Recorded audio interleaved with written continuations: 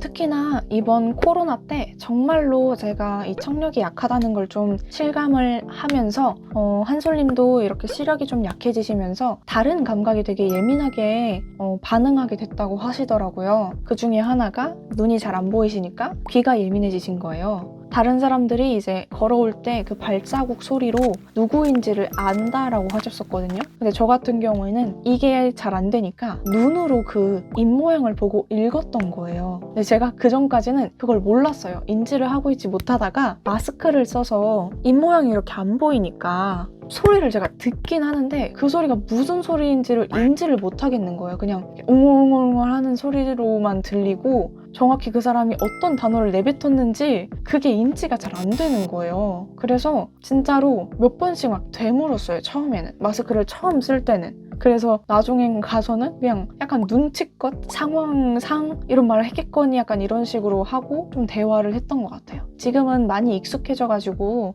마스크를 써도 좀 잘 들리고 하는데 처음엔 조금 어렵더라고요. 영상 편집을 하면서도 약간 오픈 에피소드가 있었는데 언제 한 번은 외주를 받아서 이제 영상 편집을 하는데 소리가 너무 작게 들리는 거예요. 그래서 녹음을 할 때 녹음이 잘못됐나 보다 했었거든요. 너무 작게 들려가지고 제가 이 컴퓨터 소리를 최대로 키워서 했었어요. 그걸 들으면서 하다가 이제 언제 한 번 중간에 이야기를 할 때 근데 이거 영상 녹음이 조금 이상한 것 같다. 너무 작게 들린다 라고 했더니 알고 보니까 그게 한쪽으로만 녹음이 됐던 거예요. 근데 그게 왼쪽으로 녹음이 됐던 거예요. 그러니까 오른쪽 소리는 당연히 작게 들리고 왼쪽은 이제 정상 음량으로 나오고 있었던 거예요. 근데 제가 왼쪽이 잘 안 들리니까 오른쪽으로만 듣고 이게 잘 안 됐던 거예요. 그래서 이제 그 영상 외주를 주셨던 분이 이거 한쪽만 좀 녹음이 된 것 같다. 나중에 렌더링 할 때, 인코딩 할 때 좀 같이 해줬으면 좋겠다 이렇게 하셨거든요. 그러고 나서 제가 이 쓰고 있던 헤드폰을 반대로 썼어요. 이렇게 헤드폰이 오른쪽 왼쪽 이렇게 있잖아요. 그러고 나서 제가 그걸 알고 나서 이걸 이렇게 반대로 썼어요. 그러니까 너무 잘 들리는 거예요.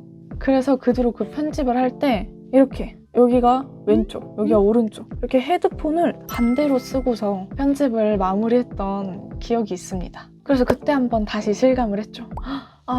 내가 정말 청력이 약하구나 이런 걸요. 크게 문제가 되는 이슈들은 아니었지만 가끔가다 이렇게 정말 제가 체감을 할 때가 한 번씩 있습니다.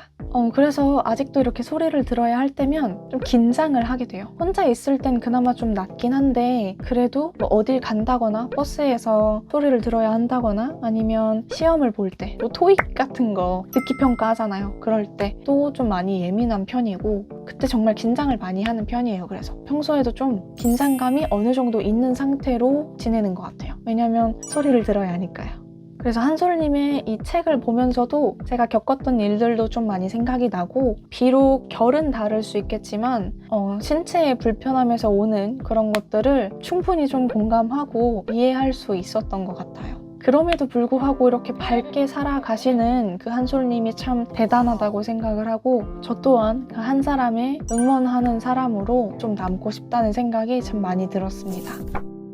이 한솔님의 책에서 누구도 타인의 삶을 불행하다라고 말할 수 없다고 해요. 이런 말들이 굉장히 저에게도 위로가 많이 되었던 것 같아요. 남들이 보기에는 제 인생이 불행해 보일 수도 있겠죠. 저의 이런 신체적인 결함이 안타까울 수도 있겠죠. 하지만 누구도 저의 삶에 대해서 그렇게 이야기를 할 수 없고 저 또한 마찬가지로 누군가의 삶에 대해서 그렇게 이야기할 수 있는 건 아닌 것 같습니다. 이번 이 책을 통해서 한솔님에 대해서도 좀 더 많이 알게 되어서 참 좋았고 유익했고 또한 이 책을 통해서 또 위로를 얻고 응원을 받아서 참 좋았습니다. 이 책 제목 자체가 이 한솔님의 인생을 살아가는 방법, 모토인 것 같아요. 그래서 슬픔은 원샷, 매일이 맑음이라는 모토처럼 또 여러분들도 그렇게 어려울 순 있지만 그 어려움에 지는 것이 아니라 그걸 털어버리고 더 밝고 행복하게 살아가셨으면 좋겠습니다. 저도 그렇게 살려고 많이 노력을 할 거고요. 여러분들도 한솔님의 이야기 또 저의 이야기를 통해서 많은 응원과 또 위로를 받아가셨으면 좋겠습니다. 4월 독후감은 미리 좀 스포를 해보자면요. 댓글로 어떤 분이 이제 에리 프롬의 책을 이야기를 해주셨어요. 그래서 저도 한번 읽어보고 싶다는 생각이 들더라고요. 그래서 그걸 읽고 어땠는지 한번 이야기해보는 영상으로 돌아오도록 하겠습니다. 안녕!